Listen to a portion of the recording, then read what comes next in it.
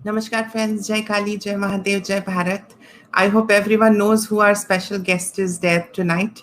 आप लोगों को पता ही होगा आज हमारे साथ माननीय पंडित महेंद्र पाल आर्य जी हैं और आज हमारा सौभाग्य है कि वो हमें समय दिए और आज उनके माध्यम से हम उनकी जर्नी के बारे में समझेंगे कि उनका सफ़र कैसा रहा मज़हब से धर्म की ओर और बहुत सारी अच्छी अच्छी बातें हम सीखेंगे महेंद्र पाल आर्य जी से।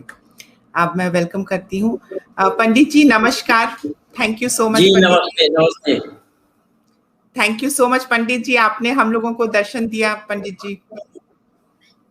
ये तो आपका प्यार है, आपकी आग्रह थी तो मैं आ गया आपके साथ।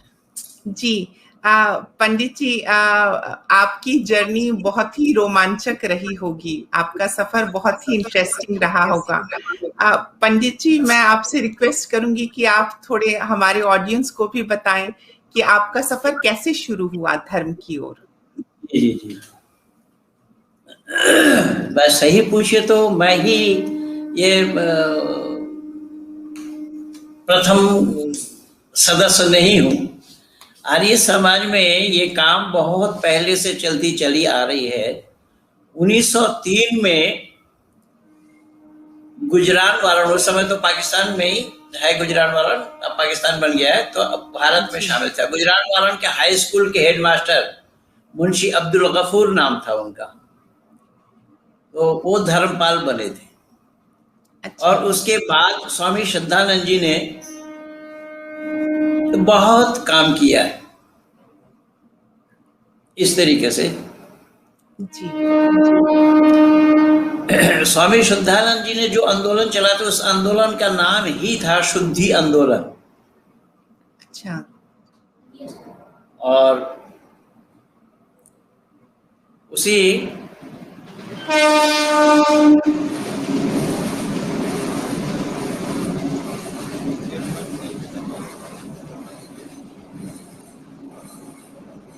असल में मेरे घर के पास ट्रेन लाइन है। अच्छा। ट्रेन की आवाज गड़बड़ कर जाती बीच में। नहीं नहीं नहीं, कोई बात नहीं पंडित जी। पर ये काम सही पूछे तो आर्य समाज का ही प्रथम नहीं है, ये काम राजा राममोहन राय ने भी किया था। अच्छा। राजा राममोहन राय ने अपने काल में उन्होंने 3 पादरियों को वैदिक धर्म में दीक्षा दी थी। और उससे पीछे जाए तो चैतन्य महाप्रभु ने भी किया जी, देवल ऋषि ने भी किया, बल्कि चैतन्य महाप्रभु जी के जो शिष्य थे वो इस्लाम मतावलंबी थे।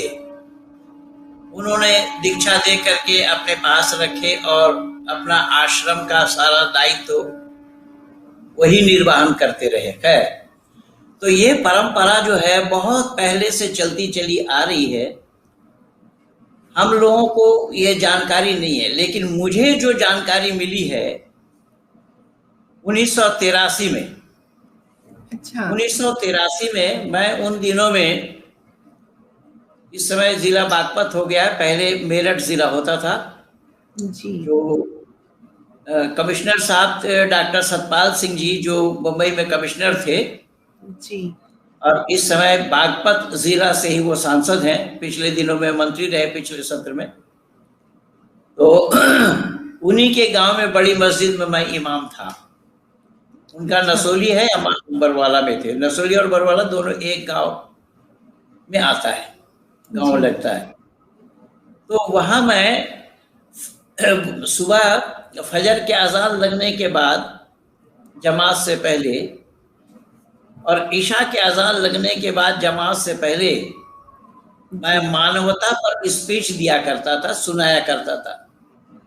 कुंतुम खैर उम्मतिन उखरिजत लिन्नास तामुरून बिल मारूफ व तनहौन अनिल मुनकर।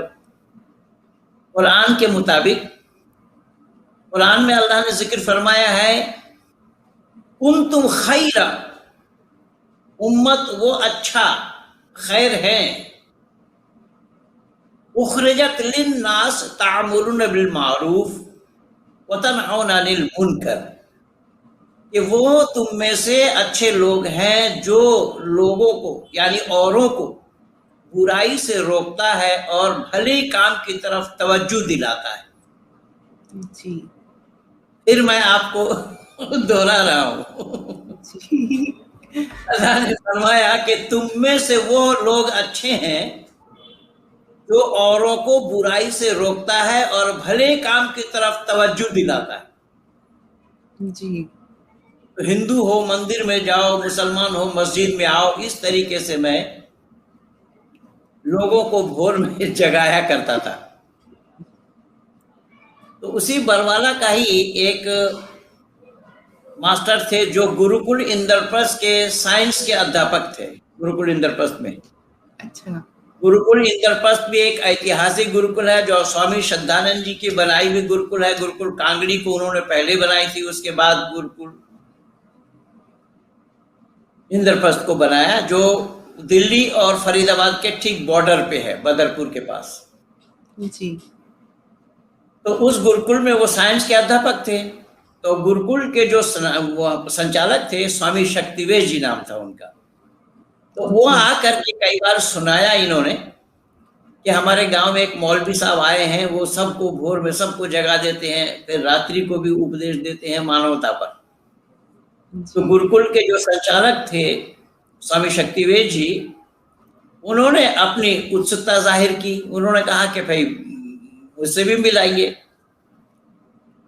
तो वो सोमवार को घर से चले आते थे गुरुकुल में और शनिवार को जाते थे, थोड़ा दूर होने के कारण।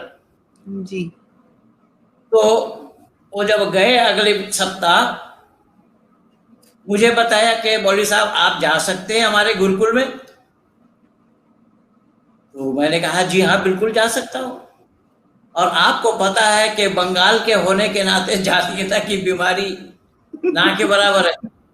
जी। तो मूल रूप से मैं कलकत्ता शहर का ही रहने वाला हूँ। जी। और हमारे परिवार में उर्दू बांग्ला दोनों समान रूप से ही बोले जाते हैं। जी। तो मैंने हामी भर ली और उनसे कहा कि ठीक है आप एड्रेस दे दीजिए, मैं आ जाऊंगा, और आज नहीं जुमा पढ़ाने के बाद आऊंगा। तो मैं जुमा की नमाज पढ़ाई और एक सज्जन वहां जो हमारे मुक्तदी थे जो नमाज पढ़ने के लिए आते थे, एक चाचा जी थे, उनसे मैंने कहा कि मैं थोड़ा जा रहा हूँ दिल्ली और आज असर का, मगरिब का, इशा का और कल फजर का पढ़ा लीजिएगा नमाज, मैं जोहर तक आ जाऊंगा। जी। तो उन्होंने हामी भर ली। तो मैं चला गया। जी। बस अड्डा से बस में बैठ करके मैं गुरुकुल इंद्रप्रस्थ गया। तो उस समय शाम का वक्त था और वो अध्यापक वर्ग सब अपने उद्यान में ही टहल रहे थे। तो उनके साथ मैं गया। तो मगरिब का समय हो गया था। तो मैंने बोला कि भाई मुझे एक अतिथिशाला में कमरे में हमें ले गए और फिर मैंने अपना बाथरूम में वजू बनाई और फिर मगरिब की नमाज अदा की और फिर अपने वही लोग जो थे अध्यापक वर्ग वो सब आए मेरे पास मिलने के लिए, मौलवी साहब सुनाइए, मौलवी साहब सुनाइए। अच्छा। तो मैं तो उन्हीं लोगों के साथ ही वार्तालाप और ये वो इस तरीके से चर्चा करते रहे, वेद के संदर्भ में चर्चा करते रहे। फिर भोजन की घंटी बजी तो भोजन करने के लिए गए। हाँ नहीं, उनको संध्या की घंटी बजी तो फिर संध्या वंध्या भी उन लोगों का देखा, ये शैला में बैठ कर तो सब संध्या कर रहे हैं। वो सब देखने के बाद फिर भोजन की घंटी लगी, मैं सबके साथ भोजन करने के लिए गया। तो भोजन करने के बाद जब वहां से आए जी तो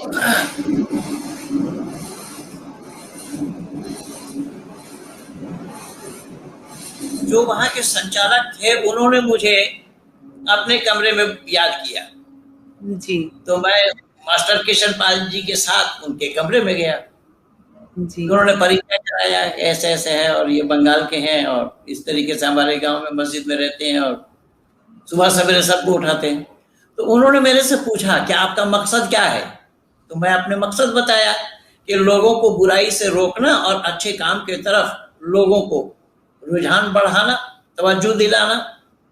जी। तो स्वामी जी ने कहा कि भाई हमारा भी उद्देश्य वही है, आर्य समाज के लोग भी दुनिया से यही कहते हैं, दुनिया वालों से यही कहते हैं कि बुरा हम इंसान का काम नहीं है, बुरा करना इंसान का काम नहीं है, हर बुराई से बचना चाहिए। हम भी तो दुनिया वालों को बुराई से बचाते हैं। तो आपका और हमारा दोनों का मकसद जब एक है तो हम अलग क्यों रहते हैं? तो मैं तो उस समय समझ नहीं पाया कि क्या क्या कहना चाहिए, कैसे क्या। मैं अच्छा ठीक है, मैं सोच करके बताऊंगा। जी। तो फिर वेदों पर चर्चा होती रही है, कुरान पर चर्चा होती रही है, कुरान में क्या क्या है और वेद का क्या उपदेश है। तो इस तरीके से चर्चा होती रही। चर्चा होती रही तो स्वामी जी ने वैदिक धर्म के बारे में बताया कि हमारा जो धर्म है सत्य सनातन वैदिक धर्म के नाम से है। जी। और सत्य सनातन वैदिक धर्म वो मत मजहब से कोई सरोकार उसका नहीं है, क्योंकि मत मजहब में ये इनकी जितनी किताबें हैं, जी। इनका मजहब पहले है, इनकी किताब बाद में है। जी। तो मैंने पूछा क्या? तो बोले साहब आप इस्लाम के नुमाइंदा हैं, आपको बकायदा मालूम होगा। जी। मैंने कहा जी मालूम है, लेकिन आप क्या कहना चाहते हैं? तो बोले हजरत मोहम्मद साहब पहले है या पहले इस्लाम है या पहले कुरान है? जी। तो मैंने कहा हजरत मोहम्मद साहब पहले है। जी। तो उन्होंने बताया कि हजरत मोहम्मद साहब पहले हैं और 40 साल के बाद जा करके उनको नबुवत मिली और फिर वो गार हिरा में जा करके बैठे, जिब्रील आकर के सुनाते रहे और जो सुनाया, जो उपदेश था वही कुरान है। मैंने कहा जी हाँ बिल्कुल है। तो उन्होंने कहा कि फिर आप ये बताइए कि उसी से इस्लाम है। मैंने कहा हाँ। तो बोले इस्लाम पहले है या किताब पहले है? तो मैंने कहा इस्लाम पहले है। बोले बस यही फर्क है हमारे यहाँ पर, हमारे यहाँ वेद पहले है और हम बाद में हैं। अर्थात आदि सृष्टि में ही परमपिता परमात्मा ने मानव मात्र को ज्ञान दिया है वेद के रूप में। वेद के मानी होता है ज्ञान, विद जाने, विद विचारेन, विद सत्तायाम, विद लाभे, ये सब वेद के अर्थ होते हैं। तो वेद के मानी होता है ज्ञान, और परमात्मा ने ऋषियों के द्वारा जनमानस को दिया, मानव मात्र को दिया। उसमें वेद में आया यथेवम वाचम कल्याणी माबदानी जलभ्या, यह कल्याणी वाणी मानव मात्र के लिए है। जी। तो मैंने कहा कि कल्याणी वाणी मानव मात्र के लिए है, और कुरान भी तो लिन्नासिल आलमीन कहा जी। कि सभी जनों के लिए है, जी। यानी बनी नौ इंसान के लिए। तो फिर उन्होंने कहा क्या या अय्युहल्लज़ीना आमनू नहीं है? मैंने कहा जी हाँ वो भी है। तो या अय्युहल्लज़ीना आमनू का क्या मतलब है, आप हमें समझाइए बराए मेहरबानी। तो मैंने कहा या अय्युहल्लज़ीना आमनू के माने ऐ ईमान लाने वालों। तो फिर वो बोले कि जब आप ईमान लाने वालों के तरफ मुखातिब हैं तो आप ये फिर कैसे कह रहे हैं कि ये बनी नौ इंसान के लिए? तो बहन जी मैं आपको सच्चाई बताऊं, मेरी गाड़ी फंस गई वहीं। जी। मैं चल नहीं पाया। अच्छा। तो फिर उन्हीं की बात हम सुनते रहे वेद के संदर्भ में। तो रात को 10 बज गया। तो फिर अपने कक्ष में आकर के मैंने ईशा की नमाज अदा की और फिर सो गए। तो भोर को अपने को 4 बजे उठने की आदत है, वो वहाँ भी 4 बजे घंटी लगती है, सब बच्चे उठ जाते हैं, व्यायाम और स्नान आदि वो सब उनका दिनचर्या होता है जी। वो 4 बजे से लेकर के रात्रि 9 बजे तक। जी। तो खैर मैं फजर की नमाज पढ़ने के बाद फिर मैं घूम घूम करके देखने लगा क्या कर रहे हैं बच्चे सब, क्या है सब। तो फिर वहां से जब भोजन आदि करने के बाद जब वहां से मैं चलने लगा बहन जी, तो उन्होंने ये किताब दी। आज आपको देखा, पिछले दिन नीरज भाई को दिखाया, नीरज यात्री जी को भी दिखाया। ये उर्दू में है पंडित जी? उस समय में उर्दू में भी अवेलेबल है? ये उर्दू में भी मिलती है किताब? हाँ, ये उर्दू में है। उस समय तो मैं हिंदी जानता ही नहीं था ना। अच्छा, वाह, हिंदी और संस्कृत मैं इधर गुरुकुल में आने के बाद सीखा हूँ। अच्छा, गुरुकुल में रहकर। अच्छा, तो गुरुकुल की पढ़ाई जब मैं करी तो उसमें हिंदी और संस्कृत को मैं सीखा हूँ। पहले मैंने जानता ही नहीं था। तो ये सत्यार्थ प्रकाश उन्होंने मुझे दी। जी। तो इस सत्यार्थ प्रकाश में ये देखिए, इसमें ऋषि दयानंद के चित्र हैं, फोटो ऋषि दयानंद के लगे हैं। जी जी जी जी फोटो ऋषि दयानंद के लगे हैं। जी। और इसको जब मैं पलटाया तो इसके अंतिम समुल्लास में 14 समुल्लास में देखिए, ये आयत करीमा है, ये फुट नोट में नीचे। जी जी जी जी फुट नोट में इसमें आयत करीमा है। जी। तो मुझे बड़ा संदेह हुआ। जी। मैंने कहा ये काफिर आदमी, जो हाँ। दिल की बात थी तो मैं सच्चाई बताता हूँ आपको। जी जी मैंने कहा काफिर से कुरान का क्या वास्ता पड़ा, जी कुरान से क्या मतलब रहा इनका। जी तो उसी चैप्टर को मैं पढ़ने लगा। तो यहां पर इन्होंने सवाल उठाया। 14 समुल्लास में इन्होंने सवाल उठाया जी कि कुरान शुरू होता है बिस्मिल्लाहिर्रहमानिर्रहीम वाक्य से। जी। और बिस्मिल्लाहिर्रहमानिर्रहीम ये कुरान में 114 बार आया है। 113 सूरा के प्रथम में आया है, सूरा तौबा में नहीं आया, लेकिन सूरा नमल में बीच में आया है। जी। तो कुल मिलाकर के 114 बार है बिस्मिल्लाहिर्रहमान, लफ्ज बिस्मिल्लाहिर्रहमानिर्रहीम। जी। तो इसमें स्वामी जी यहाँ लिखते हैं, मुहक्किक ये लिख रहे हैं कि लफ्ज बिस्मिल्लाहिर्रहमानिर्रहीम यह आयत करीमा है। जी। और आयत करीमा होने के नाते अल्लाह ने यह जिक्र फरमाया है कि शुरू करता हूं मैं अल्लाह के नाम से जो रहम करने वाला है। जी। तो यहां इन्होंने सवाल उठाया कि अल्लाह ने शुरू किया, तो एक अल्लाह दूसरे अल्लाह के नाम से शुरू किया। जी। अब एक भेद मैं आज आपको और बता रहा हूं, जबकि आपकी भी चर्चा हुई है भाई नीरज अत्री जी के चैनल में, मैं भी आपको देखा वहां। जी। एक बार, हाँ, एक बार अंकुर और आप भी थी वहां।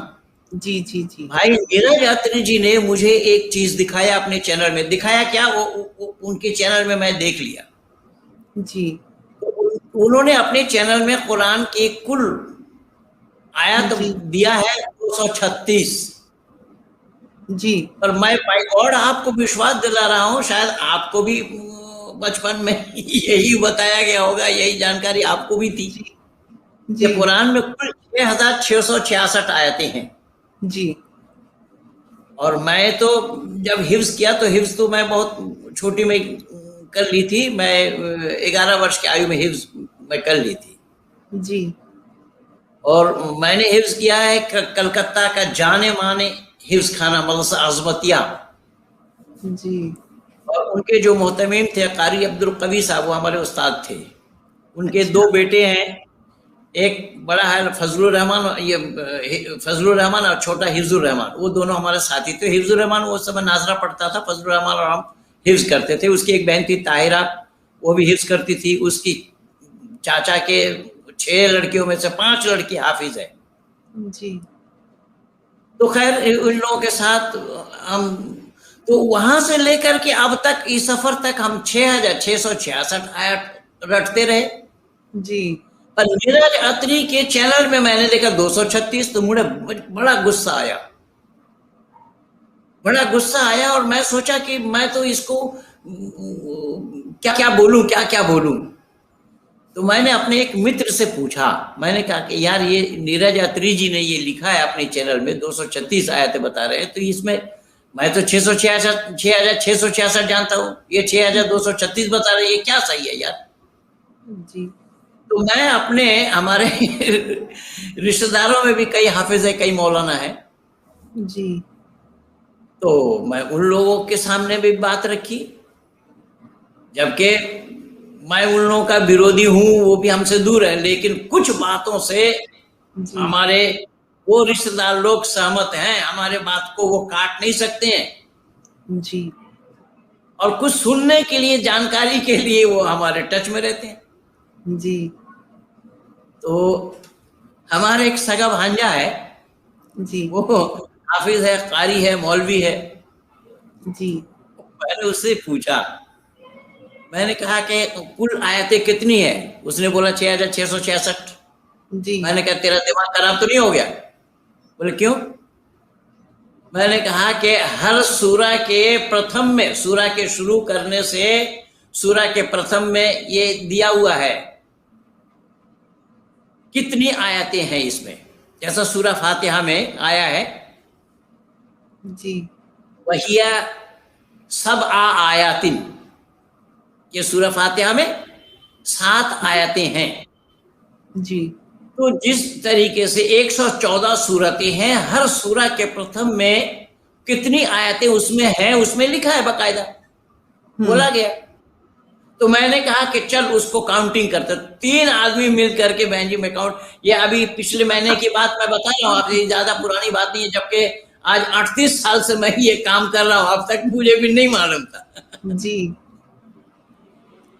भाई मीरा यात्री जी से मैंने देख करके, तो हम 3 आदमी लगे उसमें काउंटिंग करने में, यार आज इसका भेद पा करके ही रहना है। जी। कुल आयतें कितनी। तो मैं कुछ पाकिस्तानी मौलानाओं को टच किया, तो हमारे एक मित्र ने भेज दिया कि पंडित जी देखिए ये मौलाना साहब क्या कह रहे हैं, पाकिस्तान के। जी। तो उसने भी मोहर लगाई इस पर 6236। जी। और बिस्मिल्लाह, अगर बिस्मिल्लाह उसमें से अगर निकाल देंगे तो फिर 114 कम हो जाएगा। बिल्कुल। तो मैं कशमकश में रहा, यानी पशोपेश में रहा। मैंने कहा यार, तो आज तक कुरान वालों ने ये तो नहीं बता पाए कि आखिर में कुरान में कुल आयतें कितनी है। 6666 हैं या 6236 है। जी। बिस्मिल्लाहिर्रहमानिर्रहीम लेके, अगर बिस्मिल्लाहिर्रहमानिर्रहीम आयत करीमा नहीं है जी, तो उस पर भी मोहर लगना चाहिए। लेकिन उलमाए दीन आपस में ही इख्तलाफ रखते हैं। जी। कुछ मुफस्सिरों ने, जी, कुछ शेखुल हदीस ने, कुछ मुफस्सिरों ने आयत करीमा माना है और कुछ ने नहीं माना। जी। लेकिन इसका हवाला तफसीर इब्न कसीर से मुझे मिला है जी, और मैं उसमें वीडियो बना करके दिया हूं। और अलीगढ़ मुस्लिम यूनिवर्सिटी के प्रोफेसर डॉक्टर तारिक मुर्तजा के साथ मेरा डिबेट हुआ और इसी बिस्मिल्लाह पर ही डिबेट हुआ। वो जवाब नहीं दे पाए। जी, 27 मार्च 2007 को। जी, तो कुल मिला करके ये सब संदेह के घेरे में आए। लेकिन संदेह के घेरे में अब आए जब मैं निकला वहां से, तो इसी तरीके का सवाल मेरे सामने आ गए, इसी सत्ता प्रकाश के माध्यम से। जी। तो जब इस सत्ता प्रकाश के माध्यम से इसी तरीके का सवाल आ गया मेरे पास, सूरा फातिहा में अल्हम्दुलिल्लाहि रब्बिल आलमीन अर्रहमानिर रहीम मालिक यौमिद्दीन इय्याका नअबुदु व इय्याका नस्तईन इहदिनस सिरातल मुस्तकीम। अब यहां ऋषि दयानंद इसी में ही सवाल उठा रहे हैं कि अल्हम्दुलिल्लाहि रब्बिल आलमीन, तमाम तारीफें अल्लाह के लिए है। जी। तो जब तमाम तारीफें अल्लाह के लिए है तो लोग पूछेंगे कौन अल्लाह है? तो फौरन उसका स्पष्टीकरण दिया, अर्रहमानिर रहीम, रहम करने वाला, निहायत मेहरबान। बोले केवल इतना ही नहीं, मालिक यौमिद्दीन, यौम जजा के मालिक, कयामत के दिन की मालिक। जी। इय्याका नअबुदु व इय्याका नस्तईन, हम तेरी इबादत करते हैं और तुझी से मदद चाहते हैं। और ऋषि दयानंद यहाँ सवाल उठा रहे हैं कि अल्लाह किस अल्लाह की इबादत करते हैं? जी, अल्लाह ने खुद कहा कि हम तेरी इबादत करते हैं। इय्याका नअबुदु व इय्याका नस्तईन, हम तुझसे मदद चाहते हैं। तो ऋषि दयानंद यहाँ सवाल उठा रहे हैं, अल्लाह को किसकी मदद चाहिए और अल्लाह से बड़ा है भी कौन जिसको मदद करे? जी, तो केवल इतना नहीं, इहदिनस सिरातल मुस्तकीम, हमें सीधा रास्ता दिखा। ऋषि दयानंद इसमें लिख रहे हैं कि जब अल्लाह खुद भटके हुए हैं, वो औरों को रास्ता क्या दिखाएंगे? वो तो खुद रास्ता मांग रहे हैं। जी, बिल्कुल सही। अब पंडित जी, मैं एक चीज आपसे पूछना चाहती हूँ कि आप का मदर लैंग्वेज था शायद बंगाली, है ना? फिर आपने उर्दू और अरबी सीखा। बंगला नहीं, घर परिवार में तो बंगला और उर्दू दोनों ही समान रूप से बोला जाता है। अच्छा, तो बंगाली और उर्दू और अरबी कुरान शरीफ जो आपने हिफ्ज किया। जी जी जी जी जी, तो उस मतलब उस कुछ वक्त के लिए तो आप उसी में मतलब महदूद थे, मतलब अल्लाह, रसूल, दीन और तबलीग और 32 साल तक, 32 साल तक था, 32 साल तक। अच्छा, तो उसके बाद पंडित जी आपसे मतलब मेरा ये रिक्वेस्ट है कि आप हमें समझाएं कि 32 साल किसी चीज में रहने के बाद क्या सिर्फ एक सवाल मन में उठ सकता है जिसके कारण कि इंसान 32 साल की चीज को छोड़ सकता है? हाँ, तो यही तो हुआ है जी। इसमें मैंने 25 जगह मुस्लिम इंस्टीट्यूट में सवाल लिख लिख करके भेजा। जी, मसा दारुल उलूम में भेजा, मसा मुजाहिर उलूम में भेजा, फतेहपुरी मस्जिद मदरसा आलिया दिल्ली में भेजा, और जिस मदरसा से मैं फरागत हासिल की उस मदरसा में भी भेजा। यानी 25 जगह रिप्लाई दे करके 25 जगह सवाल लिख लिख करके भेजा इसी बेस पे। जी, और उसके ऊपर में लिखा अरबी में कि उन्जुर इला मा क़ाला वला तंजुर इला मन क़ाला, कि मैं कौन कह रहा हूं मुझे न देखे, मैं क्या कह रहा हूं उस पर विचार करें। जी, और 7 जगह से मुझे उत्तर दिया उन्होंने। उत्तर तो यानी रिप्लाई जो भेजे थे उसको लिख करके लौटाया। किसी ने लिखा आप ईमान से हाथ धो बैठे, किसी ने लिखा आप ईमान से हाथ धो बैठे, किसी ने लिखा आप मूर्ति हो चुके हैं, किसी ने लिखा आप इनसे भटक गए, किसी ने लिखा आप सभी सवालों को लेकर के आ जाइए, एक दिन में जवाब दे देंगे। मेरे किए हुए सवालों को टच नहीं किया। जी, जैसा सवाल क्या था, मैं एक दो सवाल आपको भी सुना देता हूँ। जी, जी,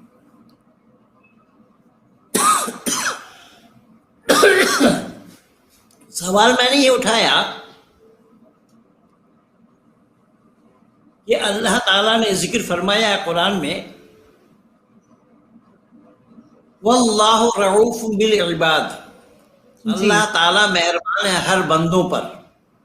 जी, लेकिन कुरान में अल्लाह ताला ने मुसलमान के लिए बोला, ला यत्तखिज़िल मोमिनून काफिरीन औलिया मिन दूनिल मोमिनीन वमन यफ़अल ज़ालिका फलैसा मिनल्लाहि फ़ी शैइन इल्ला अन तत्तक़ू मिन्हु तुक़ा व युहज़्ज़िरुकुमुल्लाहु नफ़्सहु व इलल्लाहिल मसीर। एक जगह नहीं है, कई जगह है।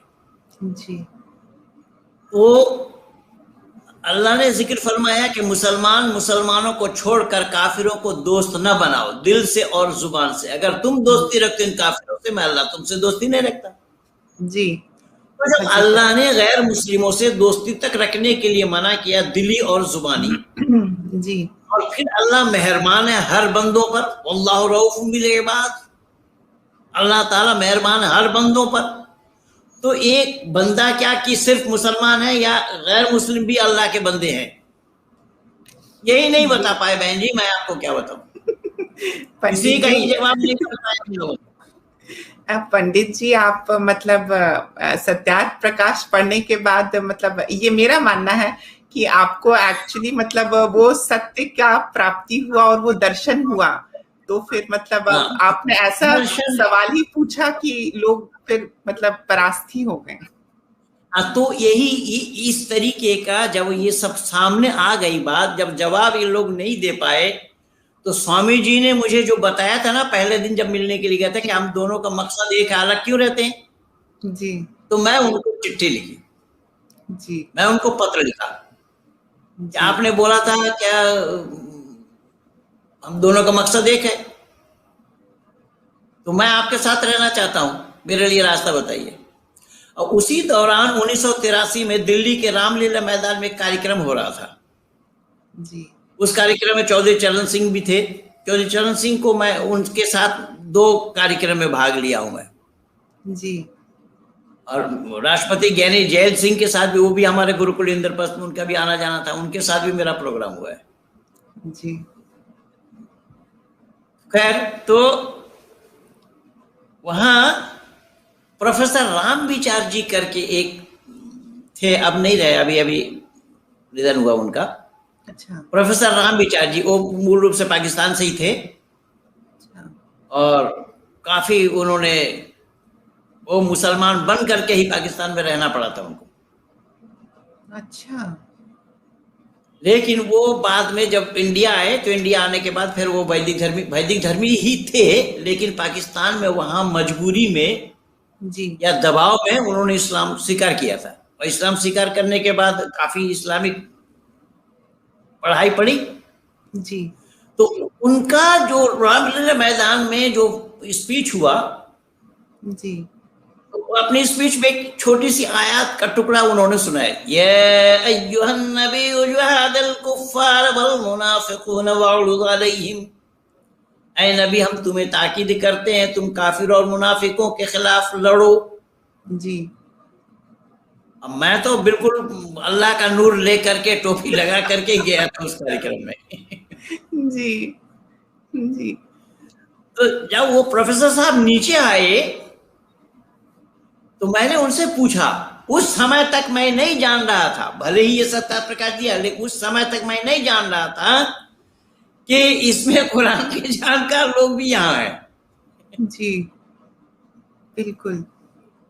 तो उन्होंने मेरे से कहा कि क्यों, क्या बात है? तो मैंने कहा आपने कहाँ से सीखा? बोले साहब आप जैसे मौलानाओं से मिलता हूँ और सीखता हूँ, आप भी सिखाइए। जी।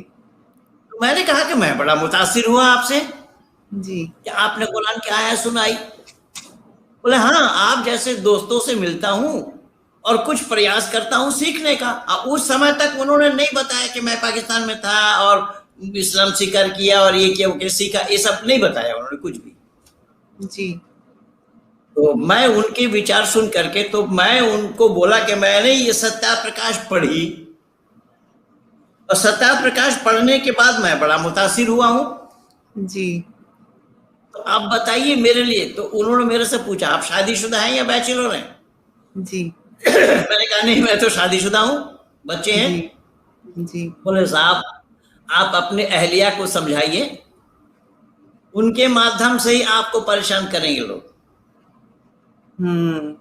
बिल्कुल मुझे भरोसा था कि हम तो कलकत्ता के रहने वाले हैं, लेकिन जहां मैं रह रहा हूं वहां केवल हम अपने बच्चों को लेकर के, वहां कोई रिश्तेदारी नहीं है किसी से। खैर मैंने अपने पत्नी से भी कहा कि भाई इस तरीके की बात है, और हालांकि वो पढ़ी लिखी नहीं है, वो इतना जानती भी नहीं। तो इस तरीके से फिर मैं सत्या प्रकाश को पूरा अध्ययन करने के बाद जब मदरसा वालों के तरफ से मुझे ये तसल्ली हो गई कि जवाब नहीं है इनके पास, तो फिर मैं गुरुकुल इंद्रप्रस्थ से कांटेक्ट करके स्वामी जी से जी, और 30 नवंबर 1983 के 30 नवंबर में बाकायदा ये, अरे वाह, बहुत ही अच्छी चीज। जी, दीक्षा सूत्र लेकर के मैं सत्य सनातन वैदिक धर्म को स्वीकार किया। जी, अच्छा। और हमारे सारे बच्चे भी गुरुकुल में पढ़े। मेरी एक बेटी जिसको 2 वेद कंठस्थ है बहन जी। अरे और क्या चाहिए पंडित जी, आप लोग सौभाग्यशाली। मैंने प्रतिज्ञा की थी कि मैंने बचपन में कुरान हिफ्ज किया था, तो मैं अपने बच्चों को वेद हिफ्ज कराऊंगा। तो लड़कों से तो नहीं हुआ जी। एक लड़की को तैयार किया, बहुत जिसको खूब। 2 वेद कंठस्थ था, सामवेद और यजुर्वेद। अरे वाह। 2 वेद कंठस्थ। इस समय तिरुपति संस्कृत महाविद्यालय में पढ़ भी रही है और पढ़ा भी रही है। अरे वाह, बहुत अच्छा, बहुत अच्छा। पंडित जी, एक सवाल है मेरे मन में जो कि थोड़ा पर्सनल है, बट अगर आप आज्ञा दे तो मैं आपसे पूछूं और थोड़ा जानना चाहूंगी। जी। पंडित जी, आपने तो मतलब डिसीजन ले लिया कि मुझे सनातन वैदिक धर्म में अब जाना है और समझना है, और इसी में अब मुझे आगे बढ़ना है। परिवार को आपने कैसे मैनेज किया पंडित जी? चैलेंजेस तो बहुत होंगे। जी जी जी जी। तो ऐसा है, मैं बहन जी जो बताया, जिस दिन मैंने सत्य सनातन वैदिक धर्म को स्वीकार किया ना, उस दिन मेरा सबसे पहला स्पीच था जी। उसी एक इंटर कॉलेज के एक कैंपस में ही ये कार्यक्रम हुआ सारा, यज्ञ के पश्चात, और ये सब शुद्धिकरण ये सब हुआ, तो उसमें मुझे स्पीच देने के लिए बोला गया। तो मेरा प्रथम वक्तव्य यही था कि मैं धर्म नहीं बदल रहा हूं, मैं समाज बदल रहा हूं। अरे वाह। कि धर्म मनुष्य मात्र के लिए एक है, धर्म का बदला जाना संभव नहीं है। जी। मैं समाज बदल रहा हूं। मुस्लिम समाज अंधविश्वासियों का, कुसंस्कार वालों की समाज है, और आर्य समाज पढ़े लिखे बुद्धिजीवी लोगों की समाज है। मैं बाकी जिंदगी पढ़े लिखे लोगों के साथ गुजारना चाहता हूं। ये था मेरा। जी। और वो पंजाब केसरी ने बड़ा हाईलाइट किया उसको। जी। आप तो पूरे छाए हुए हैं पंडित जी इंटरनेट पे, आप तो हर जगह हैं, हर जगह आप महेंद्र पाल आर्या आप सर्च करें तो बस पंडित जी की ही बातें हैं, पंडित जी के थॉट्स। परमात्मा की कृपा है और हमारे लोगों की मेहरबानी है। कुछ लोगों ने मिल करके मुझे इंटरनेट जगत पे लाए, लेकिन जो लाए उसने एक ने तो विश्वासघात करी मेरे साथ। जो अग्निवीर करके एक साइट है जी, मैं डॉक्टर जाकिर नाइक का वो था, ट्रूथ विजडम 2008, उसी के घर में बैठ करके बनाया गया था मेरा ही। अच्छा। लेकिन उसने ब्लॉक कर दिया और वो पासवर्ड मुझे दिया नहीं था। मेरे बहुत सारे डॉक्यूमेंट्स वगैरह को भी मिसप्लेस दिखा दिया। खैर कुछ भी हो, तो मैं इंटरनेट जगत पे मुझे लाने वाले हैं प्रोफेसर यशवंत मेहता जी, जो श्रीनगर यूनिवर्सिटी में प्रोफेसर है। जी। तो उनका बड़ा योगदान रहा। जी। तो आज इंटरनेट जगत पे मैं आप लोगों के साथ मेरा परिचय हो रहा है। आपको तो मैं सुना, कई बार सुना। जी। पंडित जी, हम लोग तो बहुत ही मतलब छोटे और तुच्छ हैं, मतलब बस एक छोटे से कीटाणु की तरह ही आप कह लें। आप लोग तो मतलब आप लोगों ने किताब पढ़ा। नहीं, मैं इस बात को सुनने का आदी नहीं हूँ। मेरा जो काम है ना, केवल मैं वैदिक सिद्धांत को उजागर किया हूँ कि हम अगर छोटी सी कीड़े हम अपने लिए बोलेंगे ना, तो परमात्मा की मर्यादा के खिलाफ है। उसने हमें इंसान बनाया। जी, बट पंडित जी आपके ज्ञान के आगे हम लोग क्या हैं पंडित जी? आपने इतना कुछ मतलब नहीं, अध्ययन किया। ऐसा मैंने आज तक माना नहीं, जबकि मुझे 38 वर्ष हो गया है। जी। 32 वर्ष की आयु में आया और 38 वर्ष यहाँ पर आर्य समाज के प्लेटफॉर्म में हो गया है, वैदिक सत्य सनातन वैदिक धर्म के प्रचार करने में हो गया है। और केवल भारत में नहीं, देश विदेशों में, यूरोप कंट्री में कई जगह प्रचार करके आया हूं।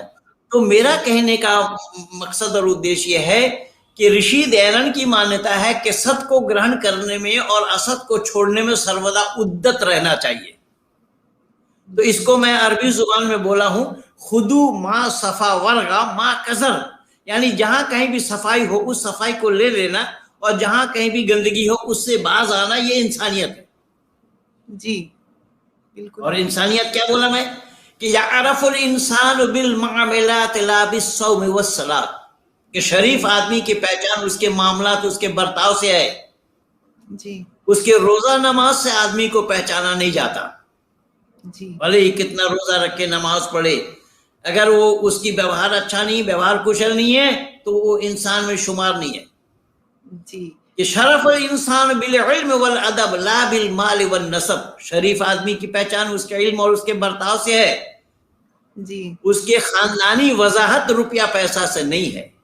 चाहे हम और आप कितने बड़े घर के क्यों ना हो, लेकिन अगर हमारे पास इल्म नहीं है जी, तो व्यवहार नहीं है, तो हम इंसान में हमारी गिनती नहीं होगी। इसलिए ये तो मैं अच्छे तरीके से जाना इस वैदिक सिद्धांत और वैदिक मान्यता को, मैं अच्छे अच्छों को छक्का छोड़ाया हूं, अच्छे अच्छों का, यानी स्वामी अग्निवेश का नाम सुनिए आप? जी जी जी जी जी जी, स्वामी अग्निवेश की खाट मैंने खड़ी कर रखी थी, अब तो मरा है। जी। अच्छा पंडित जी, मेरा एक सवाल है आपसे, और वो सवाल ये है कि आपने इतने सारे नॉलेज को अपने दिमाग में स्टोर कैसे किया? पहले कुरान का हिफ्ज, हदीस, उसके बाद फिर सारे हिंदू स्क्रिप्चर्स, वेद, पुराण, शास्त्र। मौलवियत की कोर्स करी ना, फिर मौलवियत की पढ़ाई करी, फिर गुरुकुल में आकर के शास्त्री तक की पढ़ाई करी, और ये परमात्मा की असीम अनुकंपा है। देखिए ये सब पुस्तक लिखा हूं मैं, ये मेरी लिखी हुई पुस्तक है जी, पूर्व इमाम की कलम से। जी, अच्छा, अरे वाह। 6 पुस्तक मेरी है। ये है बेचारे ने जवाब देकर फंसाया इस्लाम को, जो इस्लाम जगत के विद्वानों से कतिपय प्रश्न सही जवाब मिलने पर इस्लाम स्वीकार, मैं चुनौती दी, तो उस चुनौती को स्वीकार करके कई वर्ष के बाद मुशफिक सुल्तान, एक कश्मीरी है, उसने जवाब लिखा था। तो सवाल मैं कुछ किया, वो जवाब कुछ दिया, फिर उसके जवाब में मैंने पुस्तक लिखी, बेचारे ने जवाब देकर फंसाया इस्लाम को। और क्या है, मैं उसको आपके दिमाग में भी एक डाल देता हूँ। जी जी जी जी, बिल्कुल। मैंने सवाल उठाया जी कि अल्लाह के लिए कहा जाता है अलीमुन। अलीमुन के मानी जानने वाला, जैसा अल्लाह का नाम है ना जी, जैसा या अल्लाह या रहमान या रहीम या मालिक या कुद्दूस या सलाम या मोमिन या मुहैमिन या अजीज या जब्बार या गफ्फार या कहार या सत्तार या वहाब या रज़्ज़ाक या फत्ताह या अलीम। अलीम माने जानने वाला। जी, तो मैंने इसमें सवाल उठाया, अगर अल्लाह जानने वाला है जी, तो शैतान आदम को सीधा नहीं करेगा, या अल्लाह को उस अज़ील को शैतान कहना पड़ेगा? इल्ला इब्लीस अबा वस्तकबरा वकान मिनल काफिरिन कहना पड़ेगा अल्लाह को?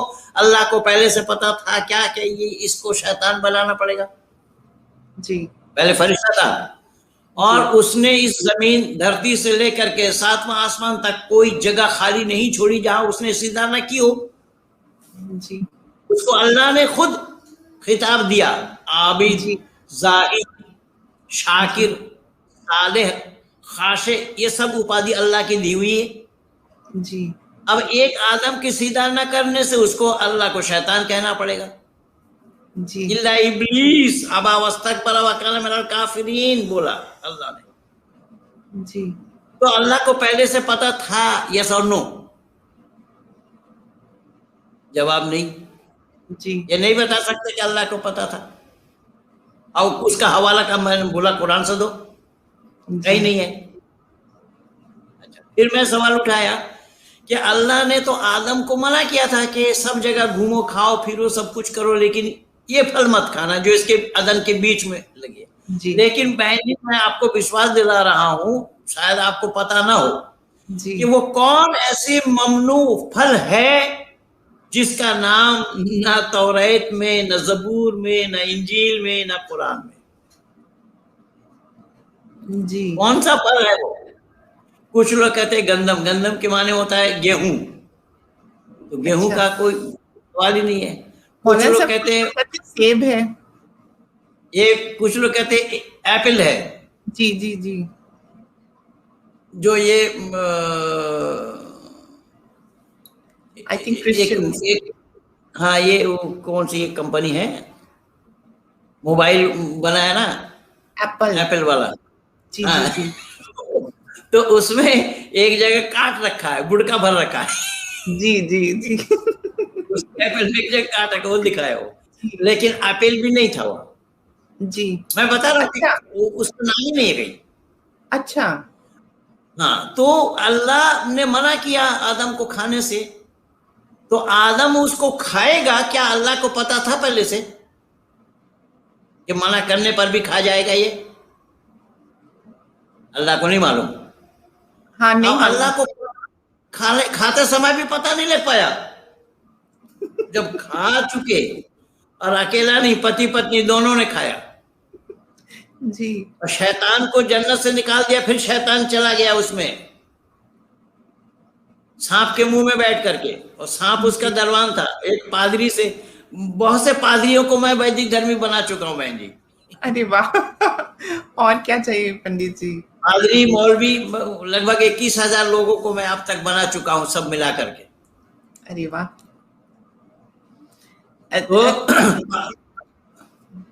जी पंडित पादरी ने बोला जी जी मैं कुछ सवाल करने वाली हूँ, पहले आप बताएं पादरियों के बारे में जो आप बता रहे हैं। बताइए।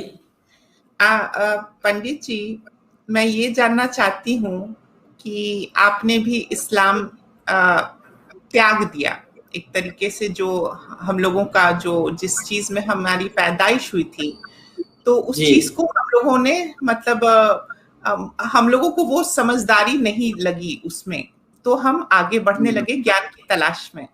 तो आपके केस में भी ये हुआ, और मेरे केस में भी मेरे केस में ऐसा था पंडित जी कि मुझे बहुत ज्यादा ना घुटन होने लगी थी कि जबरदस्ती मार पीट के नमाज पढ़ो, है ना, हिंदुओं के साथ बात, वो तो घर में वो तो घर घर में ही था। मैं भी नमाज पढ़ने में बहुत कंजूसी करता था, खास करके सर्दी के मौसम में। वजू बनाओ, घर में डांट पड़ती थी। जी जी जी जी। अब उसके बाद फिर ये था कि हम लोग इंग्लिश मीडियम स्कूल में थे, तो हर तरीके के बच्चे आते थे और टिफिन में बहुत ही अच्छी अच्छी चीज लाते थे। अब हम लोगों को स्ट्रिक्ट मनाही थी कि काफिरों के टिफिन से नहीं खाना है, तो मुझे ये मसला समझ ही नहीं आता था। मैं थोड़ी लालची प्रवृत्ति की थी, मैं खा लेती थी चोरी छुप के, बट घर में आके चलता था तो पिटाई होती थी। तो हम लोग को बचपन से बड़ा बुरा पिक्चर दिखाया गया है, मतलब धर्म के प्रति, या जिनको इन लोग काफिर कहते हैं, ये बहुत ही गलत चीज है, मतलब पंडित जी मेरे हिसाब से। और कहीं ना कहीं ये जो हमारा जो इस्लाम था या है, जो अभी और लोग जिनको कंटिन्यू कर रहे हैं, वो बिल्कुल झूठ पे ही आधारित है पंडित जी। इसके बारे में आपकी क्या राय है? मैं बिल्कुल सही पूछिए तो बहन जी, मैंने चुनौती दी हुई है संपूर्ण इस्लाम जगत को। जी मैंने देखा। कुरान को कलामुल्लाह सिद्ध करो और इस्लाम को धर्म सिद्ध करो। और 16 डिबेट अब तक मेरा हो चुका है, जो आया वो मुंह के बल गिरा। अब तो कोई आने के लिए भी तैयार नहीं हो रहा है जी। और मैंने उसमें एक शर्त रखी है कि हम स्टैम्प पेपर में लिखा पढ़ी करके डिबेट करेंगे। निर्णायक मंडल जो निर्णय देंगे, जो जीतेगा उसकी बात को मानना पड़ेगा, और जो हारेंगे उनको वो स्वीकार करना पड़ेगा। चाहे मैं हारूं तो मैं आपका, और आप हारे तो आप मेरे।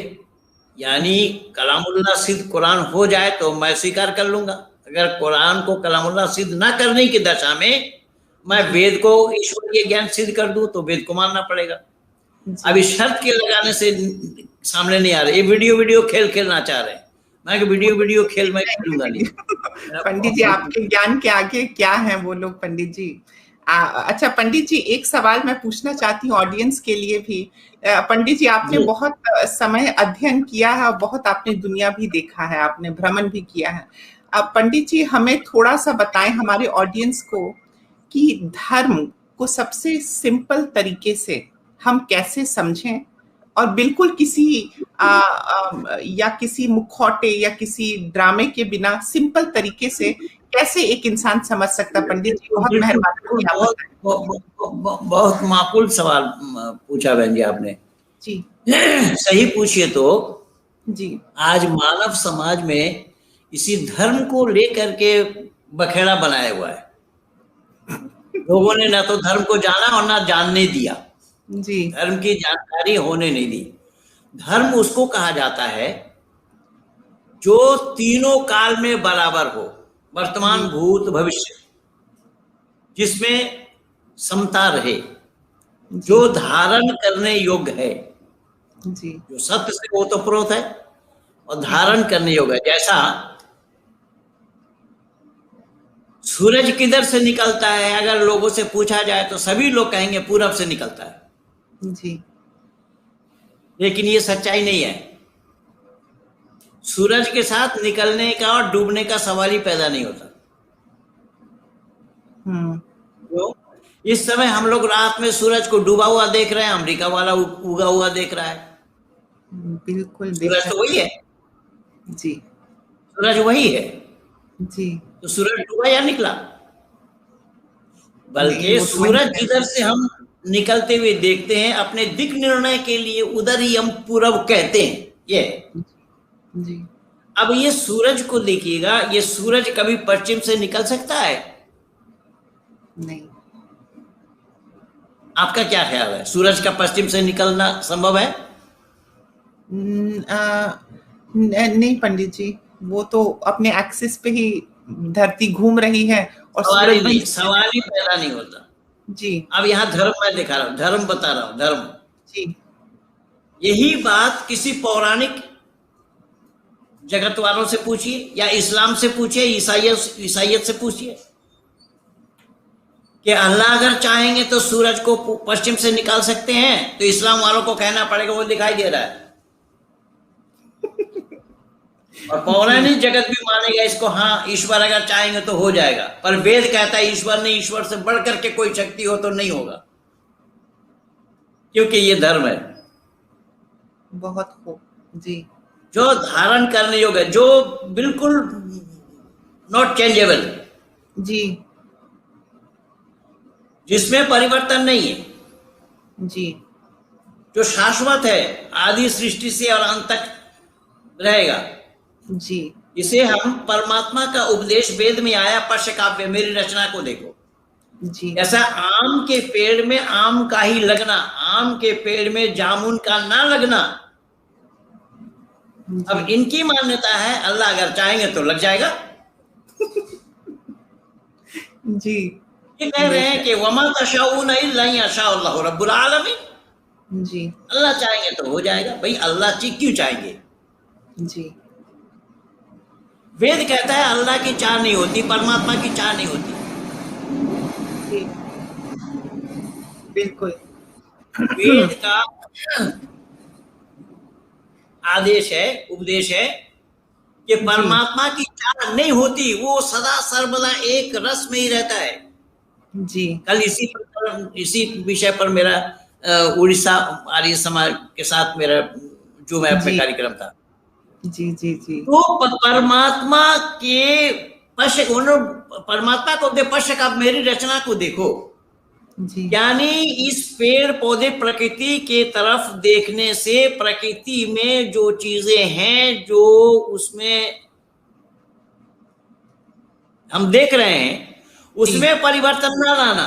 ये कह रहे हैं अल्लाह चाहेंगे तो हो जाएगा। भाई अल्लाह क्यों चाहेगा? अल्लाह को कोई काम नहीं है। इमरान खान को सुन रहा था जी, इमरान खान को सुन रहा था जी, दूरदर्शन में भी, जी, आपके साथ जुड़ने से पहले, जी, जी, जी, कि पाकिस्तान में गधों का भरमार हो रहा है, वहां गधा तैयार कर रहे हैं और एक्सपोर्ट कर रहे हैं चीन। जी, क्यों पंडित जी? गधा खाते ना वो लोग, गधा खाते पंडित, बट वो तो हराम है पंडित जी। इस्लाम में ना हराम है, चीन के लिए कुछ हराम नहीं। अच्छा, चाइना तो खाते हैं, हाँ वो तो इंसान को भी खा जाएंगे। जी, जी, जी, तो ये इसीलिए तो चीन को देखिए ना, ये तो अल्लाह इंशाअल्लाह ये है वो है दुनिया भर का। मैंने कहा कि चीन में जाकर के बोल सब कुरान गटर में डाल दिया। अब वो लोगों ने तो मस्जिद को भी टॉयलेट बना दिया पंडित जी, पब्लिक टॉयलेट। हाँ, उसमें अग्नि का हवाले कर दिया कुरान। तो अल्लाह कहाँ गया? अल्लाह कहाँ है फिर? अरे इंशाअल्लाह आराम कर यही कहता है इंशाअल्लाह। और मियाँ इमरान खान भी बोल रहा था इंशाअल्लाह। अरे इंशाअल्लाह, इसीलिए ये वेद का कहना है, वेद का उपदेश है कि परमात्मा की इच्छा नहीं होती, वो इच्छा आदि गुणों से रहित है। जी, बिल्कुल। तो ये है धर्म, इसी को शाश्वत कहा गया है। इसको मानना ये मानव मात्र के लिए कर्तव्य है। मानव कोई ये नहीं मान सकता, नहीं कहेगा कि सूरज पश्चिम से निकल सकता है, किसी के लिए होना संभव नहीं होगा। बिल्कुल। आम के पेड़ में इमली का लगा हुआ है, ये किसी मानव के लिए कहना संभव नहीं होगा जी। अच्छा, अगर ये माने कि आजकल बहुत सारे आर्टिफिशियल ये सब प्रकरण तरीका लोगों ने निकाला है कि आम के पेड़ में इमली का वो कंबाइन कर दिया, आम के पेड़ में इमली का वो उसको क्या बोलते हैं, हाँ कलम किया है। आम के पेड़ में इमली फल रहा है, लेकिन आम के पेड़ में भले ही इमली फल जाए, लेकिन वो इस इमली को इमली ही रहना है, वो आम में परिवर्तन नहीं होगा। बिल्कुल बिल्कुल बिल्कुल बिल्कुल हकीकत ये अच्छा, है। आप पंडित जी, एक चीज मैं आपसे पूछना चाहती थी, मुताला कहें या इस्लाह कहें या जो कहें, मैं आपसे जानना चाहती थी। पंडित जी, मैंने वेदों को थोड़ा बहुत पढ़ा है, मतलब मैं कोशिश कर रही हूँ समझने की अभी भी। तो हर बार मुझे अलग तरीके की चीज समझ में आती मैं जब पढ़ती हूँ इन सारे किताबों को और ग्रंथों को। तो पंडित जी, वेद में जो ऋग्वेद में मैंने देखा है कि नेचुरल फोर्सेस जैसे होते हैं अग्नि या इंद्र या मतलब वायु, मतलब नेचुरल फोर्सेस के बारे में बहुत ज्यादा कहा गया है। मतलब उनको मतलब अग्नि को मतलब जागरूक कर रहे हैं या आह्वान कर रहे हैं, वैसे ही वो शुरू जो होता है ऋग्वेद। तो पंडित जी, मुझे ऐसा लगता है कि ऋग्वेद हमें समझाने की कोशिश करती है कि नेचर जो है हमारा, प्रकृति, वो एक इम्पोर्टेंट हिस्सा है, मतलब अस्तित्व का, मतलब ये इस धरती का या जो उसको आपने उसको सही नहीं, उसकी जानकारी सही नहीं मिली आपको। जी थोड़ा बताएं पंडित जी। तो इसमें हुआ ये जी कि वेद पढ़ने से पहले कुछ और ग्रंथों को भी पढ़ना जरूरी होता है। अच्छा जी। उससे पहले वेद का पढ़ना संभव नहीं होगा। अब वेद के मतलब को समझना भी संभव नहीं होगा। अच्छा। अग्नि, वायु आदि जितने भी नाम आए हैं वो सारा नाम परमात्मा के लिए आए हैं, किसी प्रकृति के लिए, जड़ के लिए नहीं आया है। जी। वहां सभी नाम परमात्मा के लिए आया है। एकम सद विप्रा बहुधा वदंती, वेद कहता है। जी। परमात्मा एक है, बहुत नामों से पुकारे जाते हैं, लेकिन बहुत नामों से पुकारने की बात जहां तक है, राम नाम उसमें नहीं है, अल्लाह नाम भी नहीं है। ऐसा इसलिए, यही तो इसलिए मैं बोला ना कि वेद पढ़ने से पहले कुछ और पढ़ना पड़ेगा। जी मैंने तो ऐसा पहले इसलिए है कि राम पढ़ा है? मैंने पहले पंडित जी भागवत गीता पढ़ना शुरू किया। हाँ, ये भगवत गीता जो है इसमें ये अपभ्रंश है, इसमें मिलावट है। अच्छा। इसमें कृष्ण ने अपने को ईश्वर बताया है। और जहां तक मैं समझ रहा हूं कि ये जी, ऐसा क्यों पंडित जी? इस्कॉन वालों का है क्या ये? नहीं, ये इस्कॉन वालों का नहीं है, ये अच्छा। वो अलग है, इस्कॉन वालों का अलग है, ये अलग है। ये कौन सा प्रकाशन कौन सा है? एक मिनट, ये प्रकाश का है पंडित जी, प्रकाश बुक्स। प्रकाश नहीं, किसने छापा है? प्रकाशन का नाम क्या है? प्रकाश किताब, दरियागंज। प्रकाश बुक भंडार होगा कोई। हाँ। तो ऐसा है ना, इसमें देखिए, इसमें योगेश्वर कृष्ण को जी ईश्वर सिद्ध किया है, ईश्वर परमात्मा जी, मतलब वही सुप्रीम है, ये वही मतलब सबसे बड़े हैं कृष्ण। मैं वही बोल रहा हूं जी कि यह गलत इसलिए है कि इन लोगों ने अग्नि में घी डालने का काम किया है। इनको कुछ भी जानकारी नहीं है, महा भ्रष्ट है और मानव समाज को भ्रष्ट किया है। ईश्वर, कृष्ण का ईश्वर होना कभी भी संभव नहीं है। ऐसा नहीं है तो आपको फौरन आप ही बोल देगी, स्वीकार करेंगी। ईश्वर को किस लिंग में लेते हैं हम लोग? स्त्रीलिंग में, पुल्लिंग में, नपुंसक लिंग में, किस लिंग में लेते हैं? ईश्वर किसी मतलब किसी में भी नहीं पंडित जी, तो निर्गुण है, परमात्मा तो निर्गुण है। निर्गुण है, निर्गुण शब्द का अर्थ अलग है जी। लेकिन मैं पूछ रहा हूं कि ईश्वर जी, ईश्वर को किस लिंग में लेते हैं हम, किस जेंडर में लेते हैं? अब पंडित जी वो ईश्वर मेरे हिसाब से तो कोई जेंडर नहीं है। अब कृष्ण को किस जेंडर में लेंगे?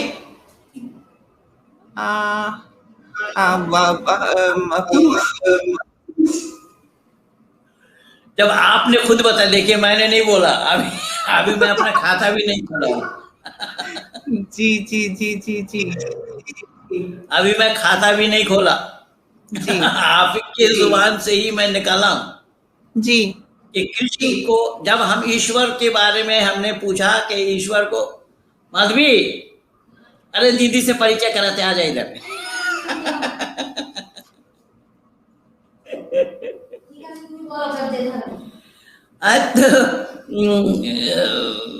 क्या नाम है, ईश्वर के बारे में आपसे ही मैंने पूछा तो आपने एक शब्द में ही कह दिया कि वो जेंडर में नहीं आते। हाँ जी। तो जब ईश्वर के लिए ये मान लिया गया कि ईश्वर बिल्कुल ना तो स्त्रीलिंग है, ना पुल्लिंग है, ना नपुंसकलिंग है जी, लेकिन कृष्ण को जब हम ईश्वर मान रहे हैं तो किश्वर इस पुल्लिंग में कैसे आ रहे हैं? ये तो बहुत स्ट्रॉन्ग पॉइंट आपने बताया पंडित जी। बिल्कुल, बेशक बहन जी, मैं पापड़ कम नहीं बेला। नहीं, आप पंडित जी इस जन्म में पंडित जी आपको इस मुकाम पे पहुंचना था और लोगों को भी आपको दर्शन देना था। नहीं तो मैं अपने बहन से कैसे मिलता? जी जी जी, बट पंडित जी मतलब ये आपने सही पॉइंट कहा। अच्छा पंडित जी, मेरा एक और सवाल आपसे है, और मेरा सवाल ये है पंडित जी कि हिंदू स्क्रिप्चर्स में सबसे इम्पोर्टेंट स्क्रिप्चर्स क्या सिर्फ वेद हैं या पुराण भी है, समाहिता भी है या गीता है? थोड़ा आप इस पे रोशनी डालें पंडित जी। धर्म पुस्तक केवल हमारा वेद है। वेद ही धर्म पुस्तक नहीं है, वेद ईश्वरीय ज्ञान है जी। वेद स्वतः प्रमाण है, प्रतः प्रमाण है जी। वेद अपौरुषीय है जी। वेद परमात्मा का दिया हुआ ज्ञान है। इसको मैं एक छोटे शब्दों में बता रहा हूं। वेद के मानी है ज्ञान, वो ज्ञान किसका? परमात्मा का। जिनके लिए? मनुष्य मात्र के लिए। कब से? आदि सृष्टि से। कितना? मनुष्य मात्र को जितना चाहिए, क्योंकि दिमाग की परिधि हर एक की बराबर नहीं है। जो जितना निकालेगा उसको उतना मिलता चला जाएगा। परमात्मा का ज्ञान समाप्त होने वाला नहीं है। अब किस भाषा में है? तो मनुष्य मात्र के भाषा में है। जब अब्दुल्ला तारिक के साथ मेरा डिबेट हुआ 8 फरवरी 2008 को, तो अब्दुल्ला तारिक ने बताया कि हम वेद को भी ईश्वरीय ज्ञान मानते हैं और कुरान को भी ईश्वरीय ज्ञान मानते हैं। तो मैंने कहा कि दोनों में एक बातें नहीं है, तो दोनों को ईश्वरीय ज्ञान मानना क्यों संभव हो रहा है? दोनों में परस्पर विरोधी बातें हैं। तो उन्होंने बोला नहीं कि वेद को मैं प्रथम ज्ञान मानता हूं और कुरान को अंतिम ज्ञान मानता हूं। मैंने कहा वेद को आप प्रथम ज्ञान मानते हैं? बोले जी हाँ। मैंने कहा जब वेद को प्रथम ज्ञान मानते हैं, वो ज्ञान किसका है? तो बोले परमात्मा का। तो मैंने कहा परमात्मा का ज्ञान पूर्ण होता है या अपूर्ण? बोले पूर्ण होता है। मैंने कहा जब परमात्मा का ज्ञान पूर्ण होता है तो पहले ज्ञान में कौन सी बात की कमी रह गई थी जो बाद में पूरी की? इसी में ही टैंटैफिस हो गया जी। इसी का ही जवाब नहीं। तो यहाँ इस चीज को हमें समझना पड़ेगा। आपने जब मैं राम का बोला ना, तो आपने बोला क्यों? राम का नाम इसलिए नहीं होगा कि राम शब्द के रूप चलते, एक राम, दो राम, अनेक राम। पंचमी में कुछ बनेगा, षष्ठी में कुछ बनेगा, सप्तमी में कुछ बनेगा, अष्टमी में कुछ बदलता जाएगा। और ईश्वर एक है, तन्हा है, अद्वितीय है। वो वहदहु ला शरीक है। और वहदहू ला शरीक अगर इस्लाम वाले कहते हैं, लेकिन मोहम्मद को अल्लाह के नाम से हटाया जाना संभव नहीं है। बिल्कुल बिल्कुल सही कह रहे हैं आप। अच्छा पंडित जी, हमारे मेंबर हैं, वो एक सवाल पूछ रहे हैं, मैं स्क्रीन पे लाती हूँ उनका सवाल। और राकेश गौड़ा जी पूछ रहे हैं, क्या वेदा ऊपर है या गीता ऊपर है? कृष्णा गीता में बोलते हैं कि निर्वाणा के लिए वेदा जरूरत नहीं है, वेदा सिर्फ हेवन जाने के लिए है क्या? गलत है। इनको भी वही बोला ना, ये हिंदू को तू चूचू का मुरब्बा है, इनको आता पता कुछ नहीं है, बिना पेंदी का लोटा है। कृष्ण ने बोला, कृष्ण तो फिर संदीपन के आश्रम में क्या पढ़ने के लिए गए थे? कृष्ण तो गीता लिखा बाद में, तो संदीपन के आश्रम में क्या पढ़ने के लिए गए थे? वेद पढ़ने के लिए गए थे कि गीता पढ़ने के लिए गए थे? मूर्ख लोगों, इतनी सी अकल नहीं आ रही है। जब योगेश्वर कृष्ण पढ़ने के लिए गए थे संदीपन के आश्रम में, गुरु संदीपन के आश्रम में जब पढ़े, सुदामा उनके साथी थे, तो वहां पर गीता पढ़ने के लिए गए थे? गीता लिखा बाद में, या पढ़ने क्या गए थे वो? खाक। अब एक छोटी सी बात को देखिए जरा, ये छोटी सी बात को भी लोग दिमाग में घुसाना नहीं चाहते। अभी कितनी मूर्खता है इन लोगों में। मैं इन तो जाहिलों से पाला पड़ा, मैं बोला, बहुत बार बोला हूं कि इन जाहिलों को संभालना बहुत मुश्किल काम है।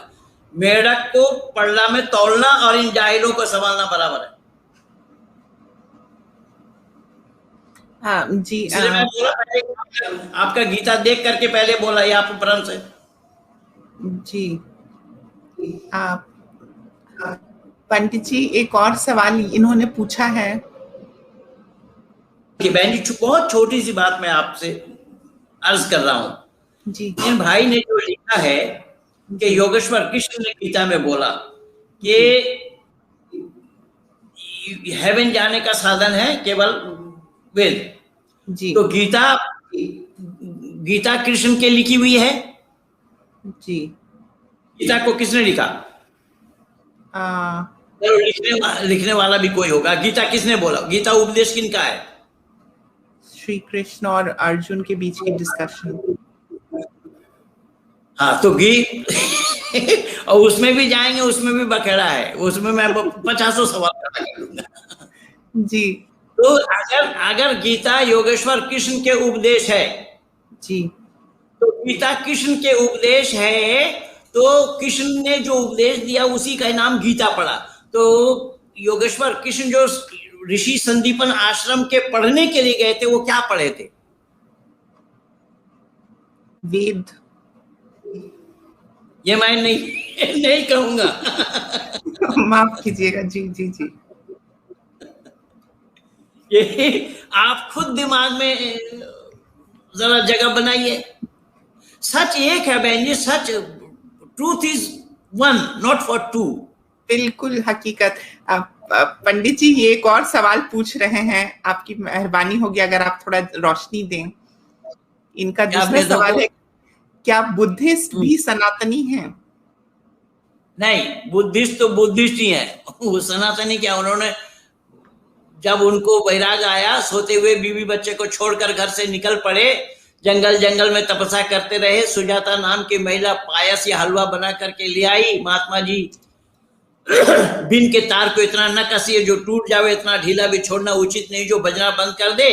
शरीरम माध्यम खुलू धर्म साधनम, ये उपदेश सुनने के बाद वो तप में मग्न हुए। काफी अरसा के बाद जाकर के बुद्ध बने, और उन्होंने बुद्ध बनने से ही दुनिया वालों के सामने नारा लगाया, बौद्धम शरणम गच्छामि। बुद्ध के शरण में आने लगे लोग। तो इसका मतलब अगर वहीं से बुद्ध हो रहा है, तो फिर जब वो सिद्धार्थ थे तब वो क्या थे? बुद्धिस्ट कौन था जी?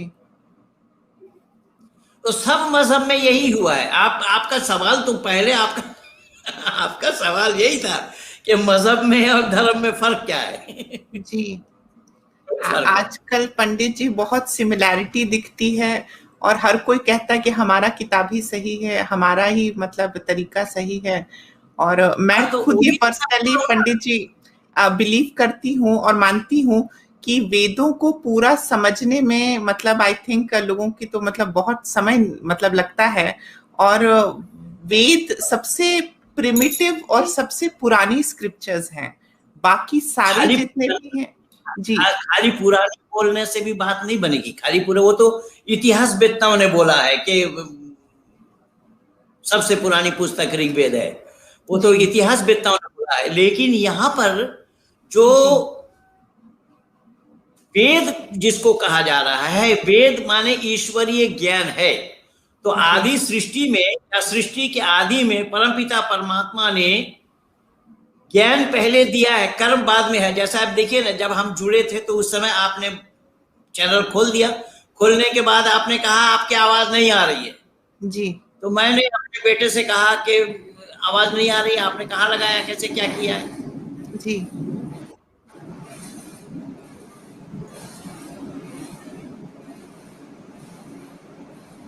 उसके बाद जब वो रिकनेक्ट किया तब हमारी आवाज नमस्ते हुई। अब देखिए ये है कर्म। जी, हम आपके साथ जुड़े या आप मेरे साथ जुड़े, हम दोनों भाई बहन एक साथ हुए एक चैनल में, ये है कर्म। जो बोल रहे हैं, सुन रहे हैं, सुना रहे हैं, ये सब कर्म। लेकिन कर्म से पहले ज्ञान तो चाहिए ना। ये ज्ञान के बिना हम इस इंटरनेट के माध्यम से कैसे जुड़ते? जी, यही कारण बना कि परमपिता परमात्मा ने आदि सृष्टि में ही मनुष्य मात्र को ज्ञान दिया। ज्ञान ना दे तो कर्म कैसे करेंगे? बिल्कुल। यही तो कारण बना।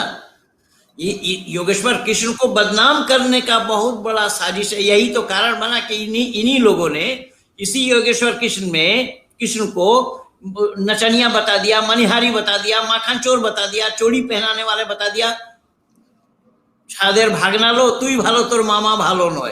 यही सब गाना तो बचपन से सुनता है। ठीक ही बोल सुनाते हैं।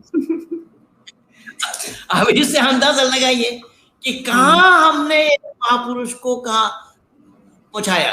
महिलाओं का उससे भी तसल्ली नहीं हुई, महिलाओं का कपड़ा लेकर पेड़ पर चढ़ा दिया। जी, तो ये कौन किया है? ये आमिर खान ने किया है या ये अभी पटौदी नवाब जो तांडव बनाया है उसने किया है? कि ये तो सब हिंदू का किया कराया है। ये कह रहे हैं जो तांडव फिल्म बनाया है वो हिंदू आहत हो रहे हैं, हिंदू के इसमें ठेस पहुंच रही है, हम आहत हो रहे हैं। और तुमने कृष्ण को महिलाओं का कपड़ा पहना, चुरा करके उठा करके पेड़ पर चढ़ाया, उसमें तुम्हारा आहत नहीं हुए तुम। जी। तो ये हिंदू नाम कमबख्तों का है। जी। पंडित जी, एक मेरा आपसे सवाल है। ये सवाल आई थिंक इसका जवाब थोड़ा लंबा होगा, तो मैं आपसे रिक्वेस्ट करूंगी कि आप थोड़ा अच्छे से हमें समझाएं। सनातन को आज के दौर में हम कैसे इकट्ठा कर सकते हैं और कैसे हम स्ट्रॉन्ग बन सकते हैं और एक साथ आ सकते हैं सारे हिंदू जितने भी जो अभी बढ़ चुके हैं, कुछ मॉडर्न है, कुछ लिबरल हैं, कुछ सेक्युलर हैं, कुछ ये हैं, कुछ वो हैं। इन सब चीजों के अलावा हम एकजुट कैसे हो सकते हैं पंडित जी, और हम कैसे सनातन को आगे बढ़ा सकते हैं? एकजुट होना संभव नहीं है, एकजुट होगा नहीं, क्योंकि सब चौधरी बनना चाहते हैं ना। परेशानी तो वहां है, कुर्सी एक है, बैठना चाहते हैं सब। जब तक निष्काम भाव से काम नहीं करेंगे लोग, जी, त्याग की भावना नहीं लाएंगे अपने अंदर, तो कहाँ कहूँ? यहाँ तो सब स्वार्थी लोग हैं, सब स्वार्थ के लिए काम कर रहे हैं। और वैदिक मर्यादा, वैदिक परंपरा यहाँ से शुरू होती है। ईदन नमम, ये मेरा नहीं है। जी, वो हमारे ऋषि मुनियों ने, अब देखिए इसी योगेश्वर कृष्ण को देखिए कि मैं तो गदगद हो जाता हूँ बहन जी जब योगेश्वर कृष्ण को पढ़ता हूँ। योगेश्वर कृष्ण जैसे महापुरुष और राम जैसे महापुरुष तो धरती पर आए ही नहीं थे। ये दो ही तो महापुरुष हुए हमारे, तीसरा कोई महापुरुष नहीं है। राम को मर्यादा पुरुषोत्तम बोला गया और योगेश्वर को योगेश्वर कृष्ण बोला गया। और आर्य समाज के संस्थापक ऋषि दयानंद लिख रहे हैं कि योगेश्वर कृष्ण जो थे वो आप्त पुरुष थे। आप्त पुरुष उनको कहा जाता है कि जिन्होंने अपने जिंदगी में कोई गलत कदम न उठाया हो, उनको आप्त पुरुष कहा जाता है। लेकिन इन्होंने क्या क्या रच डाला उनके नाम से। अब जिस घर में 9.5 लाख गायें हों, उस घर का बच्चा मक्खन चोरी करके खाएगा? वो भी छीका के ऊपर रखा हुआ है, वहां ऊपर, वहां से ले रहा है, मां कान पकड़ करके उसको बता रही, क्या तमाशा है। और उसको महापुरुष भी बोल रहे हैं, हम उन ऋषियों के संतान भी बता रहे हैं अपने को, और उनको चोर बता रहे हैं। ये कौन कर रहा है? अब इस मानसिकता वालों के साथ अब जो इनको महापुरुष मानते हैं, इनसे कैसे मिलेंगे? ये तो आपको बोलेंगे कि ऐसा नहीं है, ऐसा है, ये मानेंगे नहीं सच्चाई। सत्य को स्वीकार करना पड़ेगा, एक ही रास्ता है। और इसीलिए वेद मुकद्दस में भी परमात्मा का उपदेश है कि नाना पंथा विदते आयनाय, कि अनेक रास्ता सही और सच्चा नहीं है, सही और सच्चा रास्ता महज एक है। उसी एक रास्ते को अपनाते हुए मानव अपना जीवन को सफल बना सकता है, परमात्मा का सानिध्य लाभ कर सकता है। रास्ता एक है, अनेक नहीं। अब रास्ता एक है, अनेक नहीं, तो वो एक रास्ता क्या है, उसी को ही जानना और उसी को अपनाना, ये है मूल रूप से। जी आप तो पंडित जी, क्या पंडित जी, ये हमारे जो मेंबर हैं वो एक सवाल पूछ रहे हैं, मैं आपको स्क्रीन पे लाती हूँ। वो कह रहे हैं कृष्णा अमर्यादित थे, इसलिए उनको पूर्णो अवतार बोला गया है। क्या बोला गया है? पूर्ण अवतार बोला गया है। पूर्ण अवतार जी, तो इसका मतलब आपका अवतार भी अपूर्ण होता है। पंडित जी, मैं कुछ दिन पहले डिस्कस कर रही थी, एक और हैं गुरुजी, उनके साथ, तो वो कह रहे थे कि आधा अवतार भी आता है, मतलब आंशिक अवतार और आधा अवतार भी होता है। मतलब पहली बात तो ये है कि ईश्वर, कृष्ण को आप ईश्वर मानेंगे तो पहले उसको सिद्ध करिए ना कि उसका जेंडर क्या है। जी, दांत खुल के हाथ में आ जाएंगे, जो गुरु हो और गुरु हो। बहुत सारे गुरु को देखा हूं, आज 38 वर्ष हो गया है, संपूर्ण विश्व के आंगन में तहलका मचा रखा हूं। जी जी, आप पंडित जी आपको ईश्वर और शक्ति दे और क्षमता दे, ताकि आप हम जैसे भटके हुए लोगों को सही रास्ता पे लाएं, मार्गदर्शन करें। पंडित जी आपसे मैं विनती करूंगा, आप ये जो किताब मैं दिखाया ना, जी जी, आपको अंग्रेजी में भी उपलब्ध है, बांग्ला में भी, अंग्रेजी में है मेरे पास पंडित जी। अंग्रेजी वाली है? जी जी जी, ये लाइट ऑफ द ट्रूथ है आपके पास? जी, सत्यार्थ प्रकाश। हाँ, तो उसी को पढ़िए ना, वो सारा शंकाओं का समाधान आपका वही देगी। यही तो किताब है कि मौलवी महबूब अली को महेंद्र पाल आर्य बनाया। जी जी, बहुत ही अच्छी किताब है पंडित जी, और मतलब एक बार पढ़ने से तो पूरा नहीं समझ में आता पंडित जी, पढ़ते रहने से और क्लैरिटी आती है मेरे हिसाब से। फिर मैं प्रॉमिस कर रहा हूँ, कभी भी उसमें कोई बात समझ में नहीं आ रही है या समझने में थोड़ा असुविधा हो रही है तो फौरन पूछ लीजिएगा, मैं हूँ आपके साथ। आपने इतना ही कहा बहुत है पंडित जी। पंडित जी, आई थिंक आज के हमारे पास क्वेश्चन नहीं है, और आई थिंक आज हमारा समय भी हो चुका है, और फिर अब हम इजाजत लेते हैं। पंडित जी, आपका बहुत बहुत शुक्रिया पंडित जी कि आपने हमें समय दिया, आपने हमें आपने मतलब इतना कुछ हमें समझाया। आई एम श्योर हम लोगों ने सीखा। बहुत बहुत शुक्रिया है, और मैं चाहूंगा कि हम लोगों का ये राब्ता कायम रहे। पंडित जी, मैं और एक चीज कहना चाहती हूँ आपको लाइव पे ही, कि 13 तारीख को पंडित जी आपका एक लाइव डिस्कशन है, तो उसमें जरूर आप आए, पधारें और हम लोगों को थोड़ा एजुकेट करें। जी हाँ, 13 तारीख का भी समय मेरा आपका दिया हुआ है। जी जी जी जी जी जी, बहुत बहुत धन्यवाद पंडित जी, बहुत बहुत शुक्रिया।